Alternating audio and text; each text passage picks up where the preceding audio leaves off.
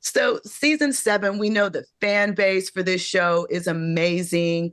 What were your thoughts and how did you go about the introduction of new characters into this series? First of all, I was like, I know she doesn't expect me to pay attention with all that dope artwork behind her. Man, it's Oh, thank so you great. so I much.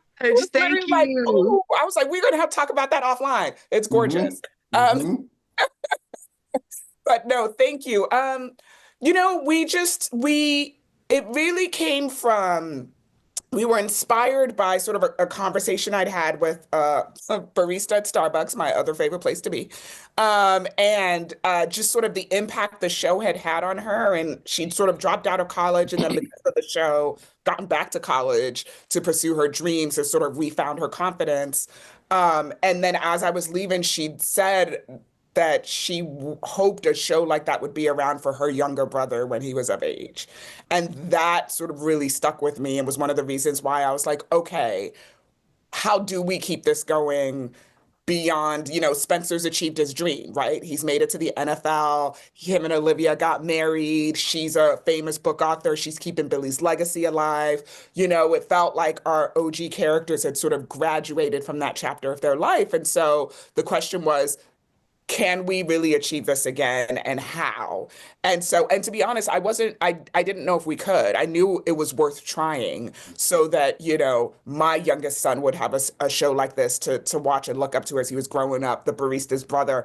And so, as we started to look at these characters, the dynamics we wanted to have, the storylines we wanted to do on fatherhood sort of was dictated the creation of Cassius, Jeremy, our new Beverly coach, and his son KJ. And also that very different from Spencer, has this really gorgeous, beautiful relationship with his father.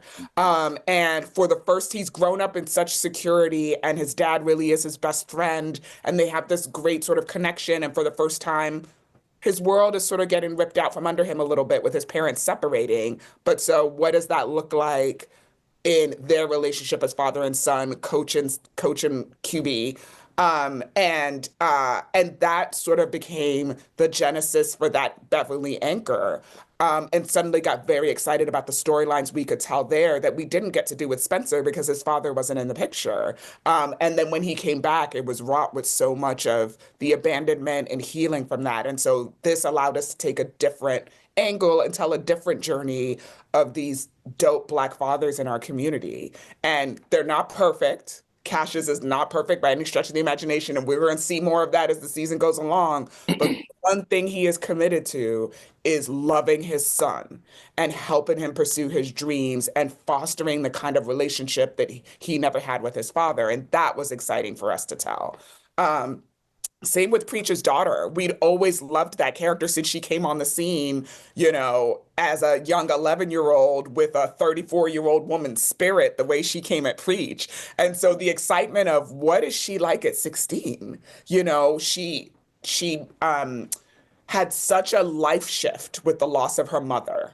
And now the people who were involved in that are the ones raising her. And as she gets older and starts to understand things aren't black and white and life is complicated, how does that affect her? And we got excited about telling that storyline.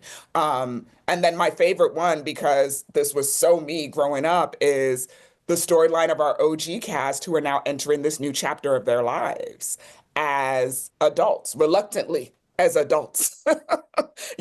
Still want to work at the club, but we got responsibilities in the office and like, youth we have to take care of or a lounge we have to open. It's that balance of adulthood, but your youth is still right there in your grips. And I got married at 25, not dissimilar from Jordan and Layla, and just sort of finding that balance of you're now a spouse and you're also a businesswoman and you're also, still young and you're also trying not to lose your identity. Getting to tell those stories with characters we've grown up with. It all sort of really came together. And then you welcome in our new actors who just took those characters and like, oh, I'm such a huge fan. I go and sit on set as a fan to watch our new actors just bring these characters to life. It's been so much fun.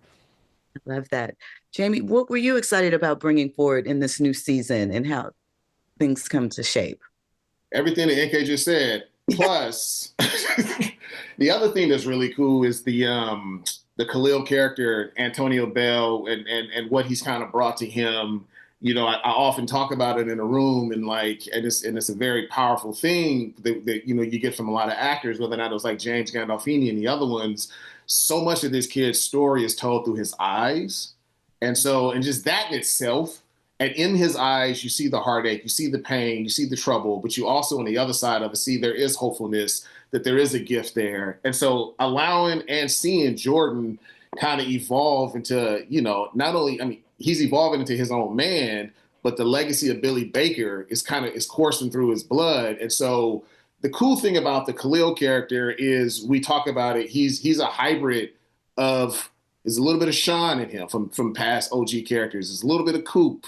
There's a little bit of Spencer, you know, so he's like this amalgam of all of these characters from the past. And so getting an opportunity to tell that story of like, what's the best way to kind of help this kid like navigate his journey? What's the best way to kind of get this kid to buy into the fact that, you know, there are people out there who are available, who are there to help you, but getting him to kind of trust the village and kind of taking them on this really cool journey of more of an evolution as I'm thinking about it, because it's more about him kind of how do we help him evolve, but at his own pace, but stay consistent.